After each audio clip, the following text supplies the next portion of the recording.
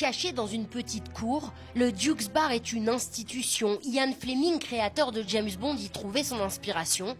La légende dit que le vodka martini est né ici. Vous voyez l'huile pressée de l'écorce? Grâce à la viscosité du gin, elle reste en surface. Depuis 1953, James Bond est une icône protégée avec des droits stricts sur son nom et son image. Mais un magnat de Dubaï revendique la marque et veut l'exploiter à grande échelle. Un tournant pour cette spécialiste. Sans règles, la marque James Bond va être dans les hôtels, les parcs d'attractions, les restaurants, les vêtements, les voitures ou les jeux vidéo. À Londres, Bond est partout, mais toujours dans l'ombre. On voit Pierce Brosnan, qui est donc dans le rôle de James Bond, qui arrive en descendant l'escalier. On le voit entrer par cette porte-là. Et en fait, c'est une porte cachée qui mène à une station de métro, la station de métro Vauxhall, et qui mène au quartier général des services secrets.